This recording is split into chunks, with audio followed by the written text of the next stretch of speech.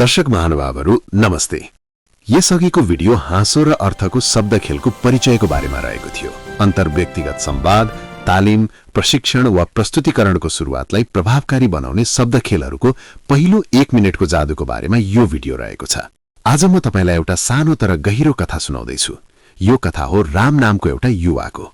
राम राम्रो स्पिकर थियो, ज्ञान थियो, तयारी थियो, तर एउटा समस्या थियो, पहिलो 1 मिनेट। हरेक पटक स्टेजमा उक्लदा उसको मन भन्थ्यो, यदि पहिलो 1 मिनेटमै दर्शकले मन पराएनन् भने पुरै सत्र सकियो।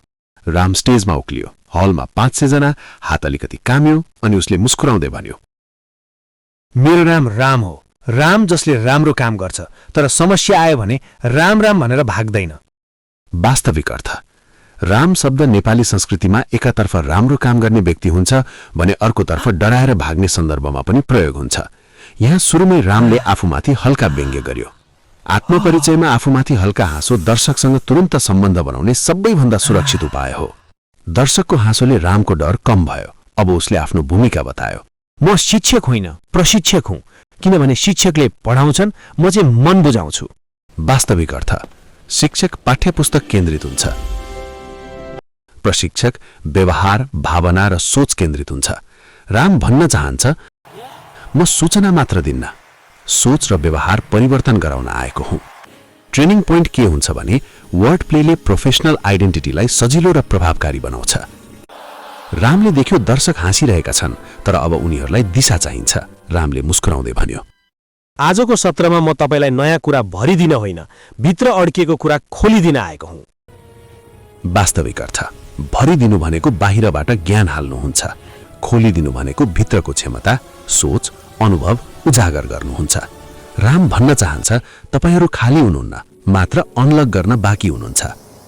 ट्रेनिङ पोइन्ट के हुन्छ भने उद्देश्य स्पष्ट गर्दा यदि हल्का हास्य मिसियो भने दर्शक प्यासिभ होइन, एक्टिभ लर्नर अथवा सक्रिय सिक्ने बन्छन्।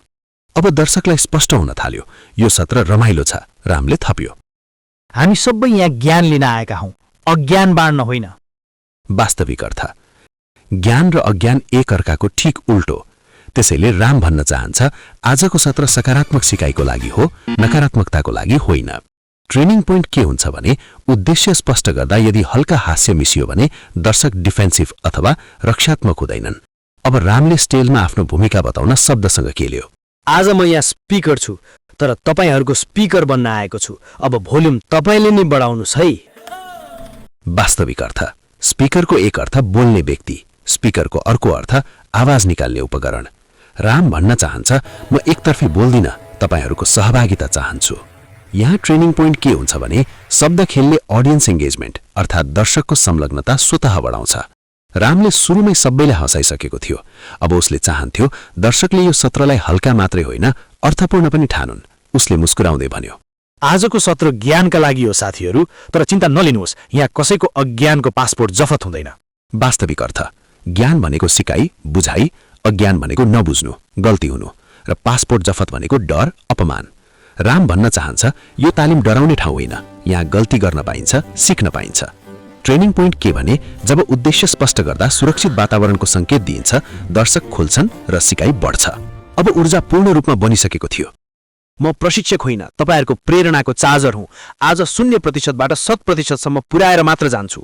वास्तविक अर्थ चार्जर भनेको ऊर्जा दिने साधन हो, जसरी मोबाइल चार्ज गर्दछौं। यहाँ राम भन्न चाहन्छ, यो सत्रले तपाईलाई उत्साहित र प्रेरित बनाउनेछ। यहाँ ट्रेनिङ पोइन्ट के भने मेटाफोर वा रूपक र वर्ड प्ले वा शब्द खेलले इमोशनल कनेक्सन वा भावनात्मक सम्बन्ध बनाउँछ। अब रामले महसुस गर्यो दर्शकले उसलाई स्पिकर मात्र होइन, आफ्नो मान्छे जस्तो हेर्न थालेका छन्। उसले तुरन्तै सम्बन्धलाई अझ गहिरो बनायो। आज म स्टेजमा उभिएको छु, तर सिकाइ भने हामी सबै बसेर सँगै गर्ने हो।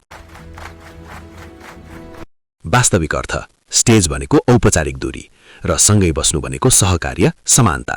राम भन्न चाहन्छ, यो वान वे लेक्चर होइन, 2 वे लर्निङ हो। ट्रेनिङ पोइन्ट के हुन्छ भने हायरार्की तोड्ने शब्द खेल दर्शकलाई मनोवैज्ञानिक रूपमा सुरक्षित बनाउँछ। अब रामको ऊर्जा दर्शकमा सरेको थियो। उसले आफ्नो भूमिकालाई झनै रमाइलो बनायो।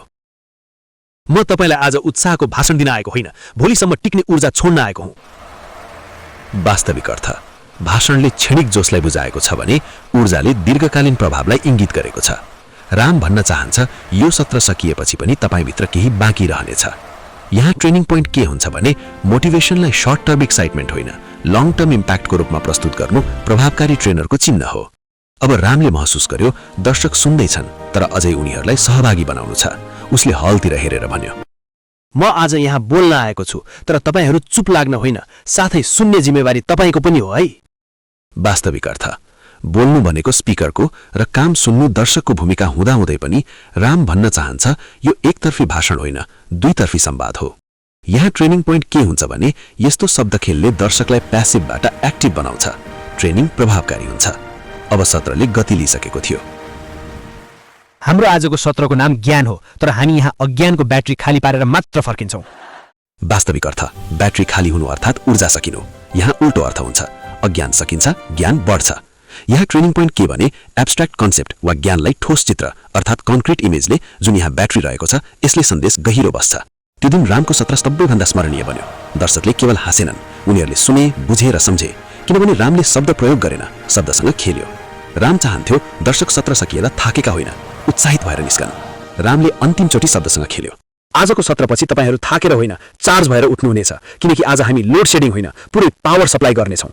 वास्तविक अर्थ लोड सेडिङ भनेको ऊर्जा कटौती र पावर सप्लाई भनेको निरन्तर ऊर्जा। राम भन्न चाहन्छ यो तालिम बोझ होइन, उत्साह दिने सत्र हो। ट्रेनिङ पोइन्ट के भने यस्तो शब्द खेलले दर्शकको एक्सपेक्टेसन सकारात्मक बनाउँछ र सत्रप्रति ऊर्जा बढाउँछ।